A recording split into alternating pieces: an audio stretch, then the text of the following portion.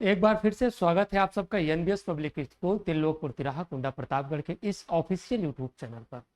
दोस्तों, हम लोग पढ़ रहे हैं parts of speech. Parts of speech में हमने पहले पढ़ा पार्ट्स ऑफ स्पीच कितने प्रकार के होते हैं। आपको बताया मैंने कि पार्ट्स ऑफ स्पीच 8 प्रकार के होते हैं। पहला हमने कंप्लीट किया नाउन। नाउन कितने प्रकार के होते हैं, नाउन को क्या बोला जाता है, इसकी डिफिनीशन क्या होती है, इन सब के बारे में हमने विस्तृत चर्चा की। होप कि आपको वीडियो पसंद आया होगा। उसके बाद हमारा आता है प्रोनाउन। 8 प्रकार के पार्ट्स ऑफ स्पीच में दूसरा हमारा पार्ट है प्रोनाउन का। प्रोनाउन क्या होता है, प्रोनाउन के बारे में हम लोग थोड़ा जिक्र करेंगे। प्रोनाउन को यहाँ पे कंप्लीट करेंगे, प्रोनाउन कितने प्रकार के होते हैं और इनका यूज कहाँ पे किया जाता है।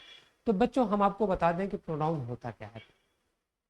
नाउन के जैसे हिंदी में अगर सही तरीके से समझने की आपकी बात की जाए तो नाउन के स्थान पर प्रयुक्त होने वाले वर्ड को प्रोनाउन कहते हैं।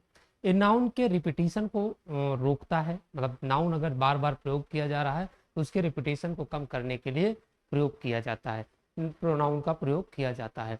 इसके एग्जाम्पल हैं कुछ, जैसे देखिए, जो शब्द नाउन की पुनरावृत्ति को रोकने के लिए उसके स्थान पर प्रयोग किया जाता है उसे प्रोनाउन कहते हैं। A pronoun is a word that is used in place of noun to avoid its। avoid its मतलब इसके रेपिटेशन को रोकने के लिए इसका प्रयोग किया जाता है, राइट। फिर आता है हमारा जैसे हमने एक एग्जांपल आपको देखने के लिए समझने के लिए बता दूं बाबू। एक एग्जांपल बहुत आसान है सरकार, आप इसे देखिए। इस एग्जांपल है आपका Vimal went to garden, he plugged some flower. ठीक, Vimal went to garden, he plugged some flower. ठीक, विमल बगीचे में गया, कुछ उसने कुछ फूल तोड़ा। ही प्लग, ही क्या किया, विमल को, विमल बार बार लाते तो सही तरह उससे सीधा उपरोक्त वाक्य में ही शब्द विमल संज्ञा के स्थान पर प्रयुक्त किया गया है, उसकी पुनरावृत्ति को रोकता है, अतः यह ही क्या है, प्रोनाउन है, right. Kinds of pronoun. Pronoun के प्रकार, तो देखो प्रोनाउन निम्नलिखित 10 प्रकार के होते हैं। पहला है पर्सनल प्रोनाउन। अब पर्सनल प्रोनाउन में आप सोचेंगे कि पर्सनल प्रोनाउन क्या होता है, तो इसे व्यक्ति विशेष की बात करता है। पर्सनल प्रोनाउन में आइए तो पर्सनल के जो जैसे पर्सनल प्रोनाउन व्यक्तिवाचक सर्वनाम, जो प्रोनाउन व्यक्तियों के लिए प्रयुक्त किए जाते हैं वो पर्सनल प्रोनाउन कहलाते हैं। ये 3 प्रकार के होते हैं। कौन कौन से? फर्स्ट पर्सन, देखिए पर्सनल प्रोनाउन ये कितने होते हैं, 3 प्रकार के होते हैं। First person, second person, third person. First person में वक्ता होता है, सेकंड पर्सन में श्रोता होता है, थर्ड पर्सन में जिसके विषय में बात की जा रही है वो होता है, राइट। यहाँ पे आपको थर्ड पर्सन ये हो जाएगा। अब कहता है कि फर्स्ट पर्सन में इसका एग्जाम्पल क्या होंगे, I, me, my, mine, we, us, our, ours. ये क्या होंगे, ये आपके फर्स्ट पर्सन होंगे। ऑलवेज आपको हमेशा इसको याद रखना है, हमारा फर्स्ट पर्सन क्या होगा, I, me, my, mine, we, us, our, ours. ये फर्स्ट पर्सन में हो जाएंगे। जैसे किसी की आत्मकथा को हम लोग पढ़ते हैं, मानिए आपने अपनी एक आत्मकथा लिखी, आप अपने आप को वहां पे जब प्रेजेंट करेंगे, अपने आप को दिखाएंगे तो वहां पे आई के साथ प्रेजेंट करेंगे। आई क्या हो जाएगा, आपका फर्स्ट पर्सन हो जाएगा। आई का प्रयोग करेंगे, राइट। सेकंड पर्सन, जो व्यक्ति आपकी बात को सुनता है, जो व्यक्ति से आप बात कर रहे हैं, जिस व्यक्ति से आप कम्युनिकेट कर रहे हैं वो व्यक्ति आपकी बात सुनता है, तो सेकंड पर्सन आपका हमेशा कहलाएगा, ठीक है। इसमें कहता है कि श्रोता यानी सुनने वाला व्यक्ति के लिए जो प्रोनाउन का प्रयोग किया जाता है उसे क्या, सेकंड पर्सन प्रोनाउन कहते हैं। थर्ड पर्सन होता क्या है, आप सीधा सा पूछेंगे, सही थर्ड क्या होता है, जिस व्यक्ति या वस्तु के विषय में बात की जाए उसके लिए जिस प्रोनाउन का प्रयोग किया जाता है वो थर्ड पर्सन प्रोनाउन कहलाता है। जैसे थर्ड पर्सन में आते हैं आपका ही, him, his, she, her, hints, they, them, दिया। ये आपके क्या होंगे, थर्ड पर्सन में। फर्स्ट पर्सन में हमने आपको क्या दिखाया था भैया, फर्स्ट पर्सन में हमारा आता है क्या, फर्स्ट पर्सन में आपका क्या आता है, first person I, me, my, mine, we, us, our, ours होता है फर्स्ट पर्सन में। थर्ड पर्सन में आपका पता है he, him, his, she, her, hers, they, them, their. ये आपके किस में आ जाएगा, थर्ड पर्सन में, ठीक। दूसरा होता है जो 10 प्रकार मैंने आपको बताया था प्रोनाउन में, दूसरी हेडिंग डालिए रिफ्लेक्सिव प्रोनाउन। रिफ्लेक्सिव प्रोनाउन होता है निजवाचक सर्वनाम, जिन प्रोनाउन में सेल्फ या सेल्फ, सेल्फ या सेल्फ, सेल्फ या सेल्फ से जुड़ा हो और जो प्रकट करे कि काम का प्रभाव कर्ता पर ही पड़ेगा। मतलब my self, I do this work my self, खुद पर प्रभाव डालो कि मेरे सिवा एक दूसरा व्यक्ति काम नहीं करेगा, वहां पे क्या होगा, रिफ्लेक्सिव प्रोनाउन होगा। ठीक, जैसे आई हार्ट माई सेल्फ, यहाँ पे डैश होगा बट ठीक है, आई हार्ट माई सेल्फ, यहाँ पे क्या किया, मैंने अपने आप, माई सेल्फ आ गया reflexive pronoun. They will heart them self क्या होगा आपका, सेल्फ आ गया, सेल्फ आ गया, मैंने बताया कि सेल्फ और सेल्फ जहां आएगा वो आपका क्या होगा, रिफ्लेक्टिव प्रोनाउन होगा। अरुण पनिश्ड हिमसेल्फ अपने आप को अनुष्ठ ने पनिश, अरुण ने पनिश किया। सी सिट हर सेल्फ दोनों आ रहा है, सीधा सा होगा हमारा रिफ्लेक्टिव प्रोनाउन। यहाँ पे आपको फिर मैंने कुछ सिंगुलर प्लूरल में आपको दिया कि रिफ्लेक्सिव में क्या होगा, प्रोसेसिव प्रोनाउन में क्या होगा, प्रोसेसिव एडजेक्टिव में क्या होगा, और सब्जेक्टिव प्रोनाउन में क्या होगा, ऑब्जेक्टिव प्रोनाउन में क्या होगा। एक वचन बहुवचन, I singular, we me us my our mine ours, और रिफ्लेक्सिव में माई सेल्फ आवर सेल्व्स।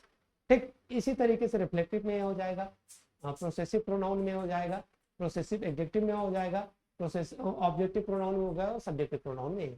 सारी चीजें आपको एक बार इसको ध्यान नोट करिएगा, तुरंत आप समझ जाएंगे। राइट, फिर कुछ चीजें हमारे टाइपिस्ट महाराज ने नहीं लिखा था, तो हमने सोचा कि आपको समझाना है, इसको लिखने पड़ेगा। अगर यहाँ पे थोड़ा सा दिक्कत हो रही है, इसके लिए बैकग्राउंड के लिए, तो बैकग्राउंड को हम लोग क्या करते हैं, ब्लैक कर देते हैं। ठीक, सब्जेक्ट सॉरी बैकग्राउंड। ठीक, अब आपको समझ में आ जाएगा, बैकग्राउंड पढ़ने में भी आ जाएगा, आसान रहेगा। तीसरा हमारा एम्पैथिक प्रोनाउन, दृढ़ता सूचक सर्वनाम। एम्पैथिक प्रोनाउन को क्या कहते हैं, दृढ़ता सूचक सर्वनाम। वह प्रोनाउन जिनमें सेल्फ या सेल्फ जुड़ा हो तथा जो कर्ता पर स्ट्रेस डालते हैं वो एम्पैथिक में भाव प्रोनाउन कहलाते हैं। ठीक, जैसे I myself will do it, मतलब इसने बताया, अब देखिए जो कर्ता पर प्रभाव डालते हैं, मैं ही करूंगा, कोई व्यक्ति नहीं करने वाला है, कर्ता पर प्रभाव डाल रहे हैं। उसमें क्या बताया था आपको, इस प्रोनाउन में क्या था, इसमें देखिए रिफ्लेक्सिव में था जो सेल्फ या सेल्फ से जुड़ा हो और जो प्रकट करे कि काम का प्रभाव कर्ता पर ही पड़ता है, अन्य पर नहीं, वो रिफ्लेक्सिव प्रोनाउन होते हैं। और यहाँ पे क्या किया, इसने डाल दृढ़ता सूचक में डाला कि मैं ही करूंगा, भाव एम्पैथिक भाव डाल रहा है, वो क्या होगा, एम्पैथिक प्रोनाउन, भाव दृढ़ता सूचक शब्द एम्पैथिक कर रहा है। ठीक, जैसे I myself will do it, यहाँ पे विल डू इट आपका क्या होगा, एम्पैथिक प्रोनाउन होगा। ठीक, mother कुक्स the food her self, mother कुक्स, he saw the king himself। ठीक, they themselves wrote the letter, मतलब कोई और नहीं, सिर्फ उन्हीं को करना है, इसलिए यहाँ पे सेल्फ और सेल्फ आएगा और कर्ता पर प्रभाव डालेगा, तो ऑलवेज आपका हो जाएगा कौन सा, एम्पैथिक प्रोनाउन। ठीक, अब आइए यहाँ पे डेमोन्स्ट्रेटिव प्रोनाउन, संकेतवाचक सर्वनाम।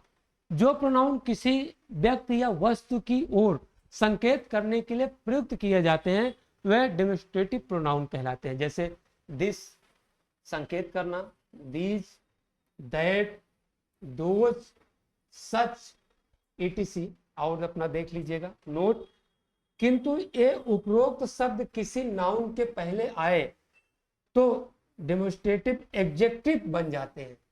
जब एक किसी नाउन के पहले आएंगे तो क्या हो जाएंगे, डेमोन्स्ट्रेटिव क्या हो जाएंगे भैया, डेमोन्स्ट्रेटिव क्या हो जाएंगे, ये एडजेक्टिव बन जाते हैं, डेमोन्स्ट्रेटिव एडजेक्टिव बन जाएंगे जब अगर एक किसी नाउन के पहले आते हैं। तो अभी आपको एग्जांपल में दिखाता हूं, कहां पे, देखिए दिस इज माई बुक, इसमें दिस क्या है, शब्द है, प्रोनाउन है, but this book is mine, this book is mine, this is my book, this book is mine, यहाँ दिस शब्द क्या हो जाएगा आपका, एडजेक्टिव हो जाएगा।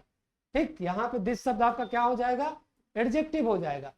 ठीक, अगर यहाँ पे ये क्या हो जाएगा आपका, प्रोनाउन हो जाएगा। दिस इज माई बुक, इसमें क्या होगा, दिस जब आया तो दिस आपका प्रोनाउन हो जाएगा, बट यहाँ पे दिस बुक इज माइन, जब नाउन के पहले आ जाएगा तो यहाँ पे क्या हो जाएगा, एडजेक्टिव हो जाएगा, क्योंकि यह नाउन यानी बुक के पहले आया है, राइट। फिर आता है इंडिफिनिट प्रोनाउन, अनिश्चयवाचक सर्वनाम। जो प्रोनाउन किसी व्यक्ति या वस्तु की ओर संकेत नहीं करते हैं वे इंडिफिनिट प्रोनाउन कहलाते हैं। कैसे, सम आर, किसी व्यक्ति के, किसी से इसका कोई मतलब नहीं है। सम आर बाउंड गेट, किसी ने गेट को क्या किया, खटखटाया। फ्यू एस्केप्ड अनहर्ट, ठीक, यहाँ पे क्या होगा, फ्यू। यहाँ पे क्या होगा आपका, somebody knocked at the door, कोई व्यक्ति क्या किया, दरवाजे को खटखटाया। None of these poems are well known, ठीक, वेयर वेल नोन।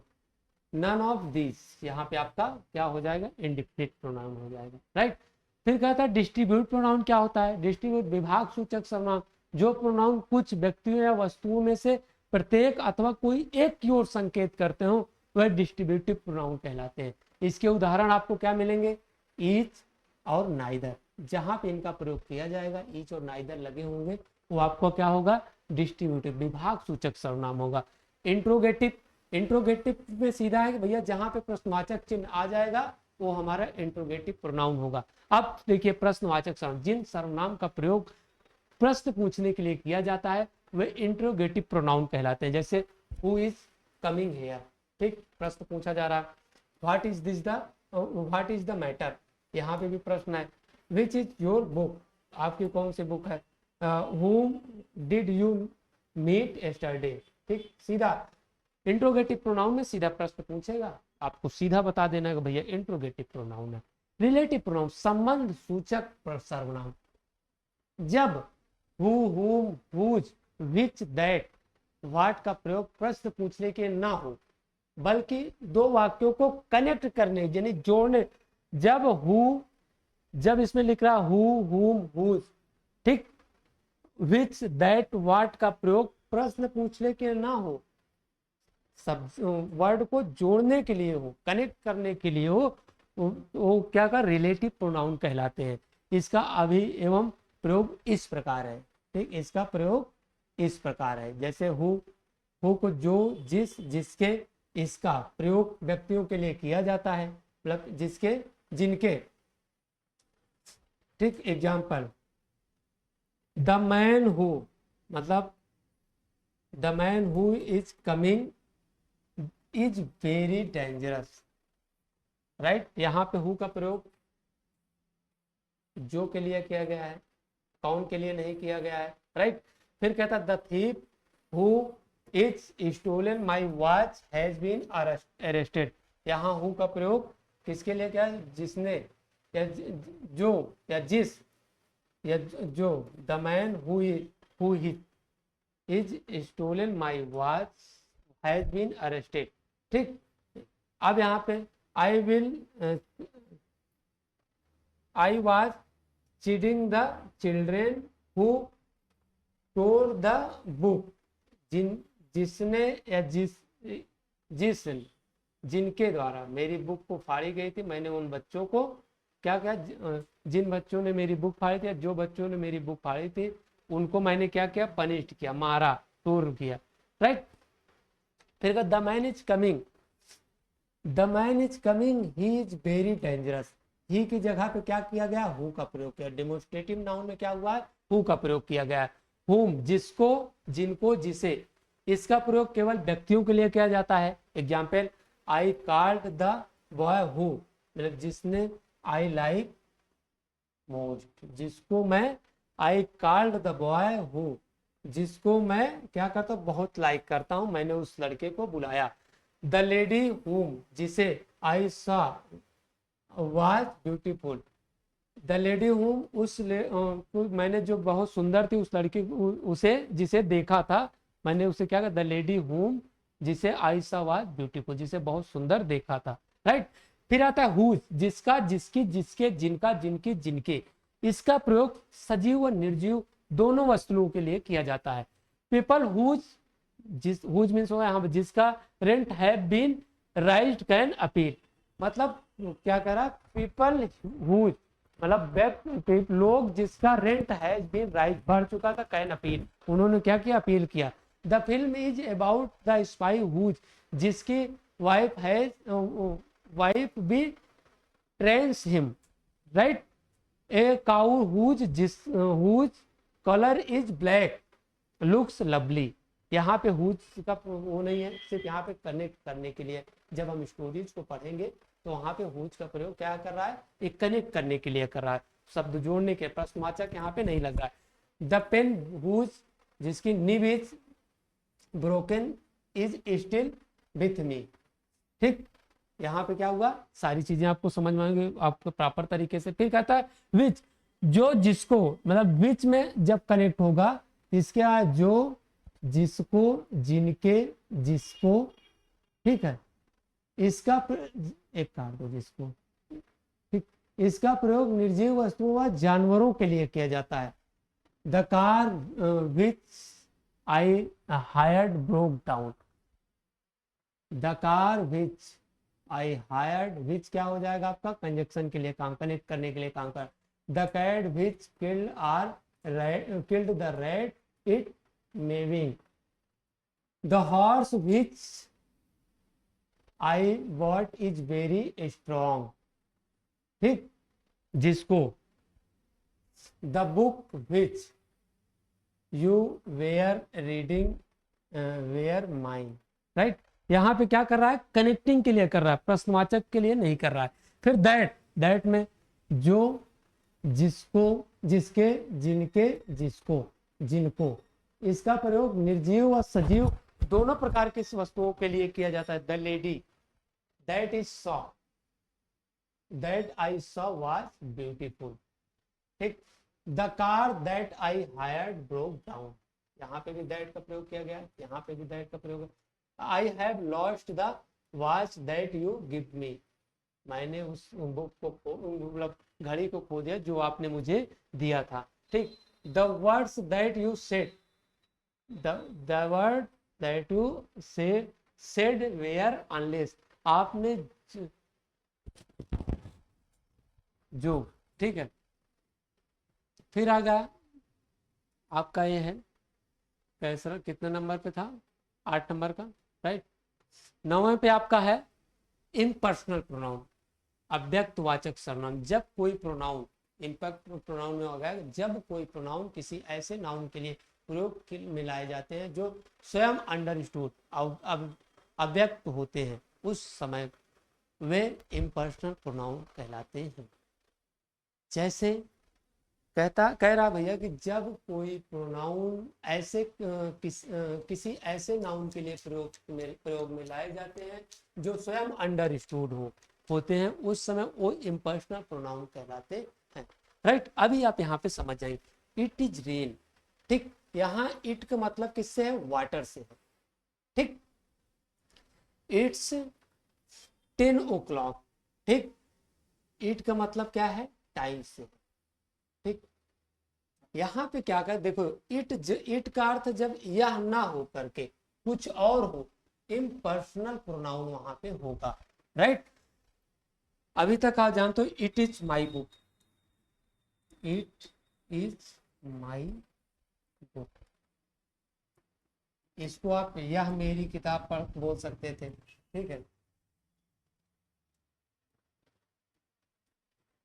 बट यहाँ पे क्या हुआ, इट का मीन्स कितने हुआ, वाटर से हुआ, इट का मीन्स किससे हुआ, टाइम से हुआ। मतलब इट आपका यहाँ पे भैया यह नहीं बता रहा है, इट का मतलब दूसरा निकल रहा है, तो इम्पर्सनल प्रोनाउन होगा, राइट। फिर कहता है इम्पर्सनल प्रोनाउन होता है। फिर आइए रेसिप्रोकल प्रोनाउन, परस्पर वाचक सर्वनाम, each other and one another, each other एवं वन अनदर का प्रयोग किया जाता है। ईच अदर एक दूसरे के लिए, ईच अदर एवं वन अनदर में दोनों शब्द रेसिप्रोकल कहलाते हैं, क्योंकि दो नाउन के परस्पर संबंध होते हैं। जैसे Deepu and Hari fight each other, right. Note, each other प्राय दो के लिए और वन अनदर प्राय दो से अधिक के लिए प्रयुक्त किया जाता है। जब ईच अनदर और one another, each other one another, ठीक, ईच अदर दो के लिए, वन अनदर दो से अधिक व्यक्तियों के लिए प्रयोग किया जाएगा या प्रयोग किया जाता है, उसमें प्रोनाउन में रेसिप्रोकल प्रोनाउन कहलाता है। सीधा से लिखे, रेसिप्रोकल प्रोनाउन में ईच अदर वन अनदर का प्रयोग किया जाता है, तब वहां पे क्या होगा, रेसिप्रोकल प्रोनाउन होगा। दे वेयर फाइट वन अनदर, ठीक, वन, दे वेयर, वे लड़ रहे थे, फाइटिंग वन अनदर एक दूसरे से लड़ रहे थे, ठीक है। चलिए, होप कि मैंने आपको यहाँ पे देखिए 3 चीजें मैंने आपको बताया पहले इसके बारे में, नाउन के बारे में, नाउन क्या होता है, नाउन कितने प्रकार के होते हैं। फिर मैं आपको बताया प्रोनाउन क्या होते हैं। प्रोनाउन में मैंने अभी आपको डिस्कस किया कि प्रोनाउन नाउन के स्थान पर प्रयुक्त किए जाने वाला शब्द होता है, और प्रोनाउन नाउन की रिपीटेशन को रोकता है, इसलिए प्रोनाउन का प्रयोग किया जाता है। फिर प्रोनाउन कितने प्रकार के होते हैं, प्रोनाउन 10 प्रकार के होते हैं। 10 प्रकार मैंने बताया, 10 प्रकारों में क्या क्या कैसे यूज होता है इसके बारे में बताया। अगले चैप्टर में हम लोग यूज करेंगे, इसके कुछ क्वेश्चंस होंगे जिसका हम लोग प्रयोग करेंगे, जिसको हम लोग सॉल्व करने की कोशिश करेंगे। होप कि वहाँ पे आपको जब ये पढ़े रहेंगे तो और अच्छे से समझ में आएगा। इंग्लिश ग्रामर में सबसे बड़ी बात आपका पार्ट्स ऑफ स्पीच होता है। जब आप पार्ट्स ऑफ स्पीच आप सही तरीके से पढ़ लेंगे, चीज़ों को सही तरीके से समझने लगेंगे, तो आई थिंक कि आपको बेहतर से सेंटेंसेस बनाना और बोलना आ जाएगा। टेंसेस वगैरह इसके अभी पार्ट हैं जिनके बारे में हम लोग पढ़ेंगे, बाद में पढ़ेंगे, लेकिन यहाँ से हमारी शुरुआत होती है, समझने, जानने और बोलने के जो तरीके होते हैं यहाँ से शुरुआत होना शुरू हो जाएगी। इसलिए मैं कोशिश आपसे ये करता हूँ, आप लोगों को कोशिश ये करता हूँ कि बढ़िया सा पार्ट्स ऑफ स्पीच पढ़ा दूँ, फिर आगे हम लोग जब पढ़ेंगे तो बहुत बेहतर तरीके से पढ़ेंगे, राइट। चलिए, इसी सब के साथ बहुत बहुत धन्यवाद आप सबका। होप अपने दोस्तों तक वीडियो शेयर करिएगा, अपने यार मित्रों तक वीडियो शेयर करिएगा, वीडियो को लाइक कर दिएगा ताकि रीचनेस और ज़्यादा बढ़ सके। और वीडियो आपके समझ में आया है तो बहुत अच्छी बात है, नहीं आया तो जब हम लोग लाइव आएंगे तो कोई सवाल, जो छोटे मोटे सवाल होंगे या बड़े सवाल होंगे, आप लोग हम लोग एक साथ कर लेंगे। ओके, बहुत बहुत धन्यवाद।